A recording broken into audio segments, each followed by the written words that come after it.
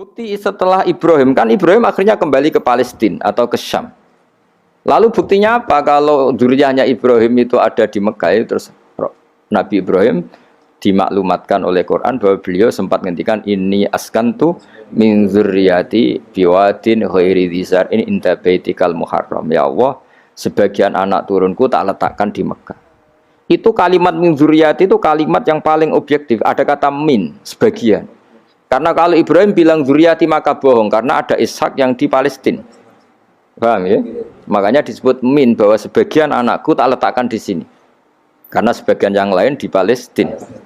Maka kata min dzurriyyati ini bukti bahwa Quran itu mukjizat betul, yaitu memang faktanya Ibrahim itu ada yang di Palestina, yaitu Ishak, sinten? Ishak yang di Mekah Ismail. Nah, disebut min dzurriyyati, apa? Min dzurriyyati. Terus Ibrahim ngendikan biwadin di lembah. Sebab itu Ka'bah itu di cekungan paling bawah.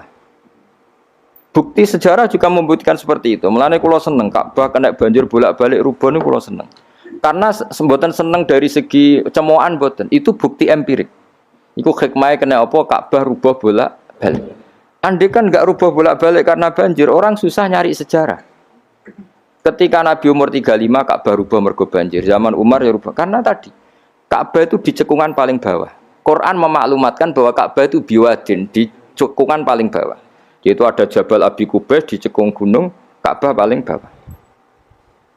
Nah, karena Ka'bah ini zaman Nabi Adam itu rob wa tumain. Jadi ketika Adam mau haji, tanya sama ya Allah saya harus kemana? Ya sudah ke Ka'bah. Titenane sebuti Gusti ada rob wa tumain, ada roh wa tumain. Ada cekungan dalam tempatnya air. Itu jenis Ka'bah. Zaman itu belum ada bangunannya, yaitu sudah namanya Ka'bah. Terus Ibrahim sesuai panduan itu bikin bangunan di situ. Bisa kamu bayangkan kan bangunan di cekungan paling bawah di sekelilingi gunung.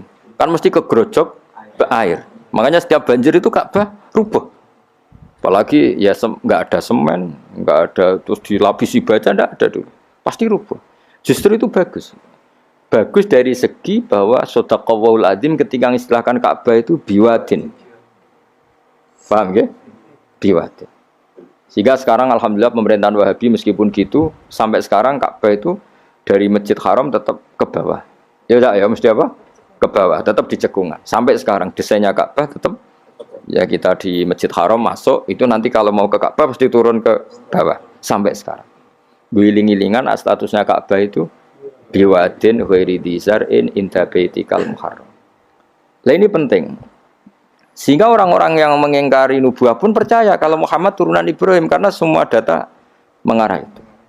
Jadi Ka'bah kena banjir ana hikmah. Aja kok malah nggo ilmu jaduk jare omahe pangeran kok rubuh. Ora sing jaga sapa? Wong goblok. Jadi Allah kalau bikin sesuatu itu pasti hikmahnya besar. Baru era Umar terakhir di kebijakan Jabal Abi Qubais itu dijebol supaya air tersalur keluar, tidak semuanya mengarah ke Ka'bah. Tapi itu bagus. Ijtihadnya Umar ya bagus. Tapi kenapa zaman Nabi ijtihad itu tidak ada? Memang nggak perlu ada zaman itu. Karena justru rubuhnya Ka'bah mergo banjir itu bukti benar-benar biwadin. Karena di cekungan paling bawah, maka rawan kena banjir.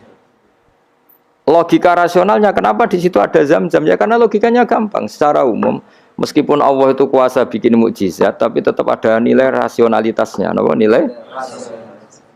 Karena Ka'bah itu di cekungan terbawah, maka mata air ya di situ. Paham ya? Makanya zam-zam ya dekat Ka'bah. Meskipun Allah bisa bikin air di puncak gunung, tapi itu kan betul lucu kan? Maksudnya normali sumberan ning cekungan. Kan ya ora lucu. Banyu milih munggah kan ya ora lucu. Menjarani sulapan malah ribet kan. Jadi Allah itu meskipun kuasa melakukan apa saja tetap ada ajro ala matrodil adat atau ala mutarodil adat. Sesuatu dibikin itu sesuai adat.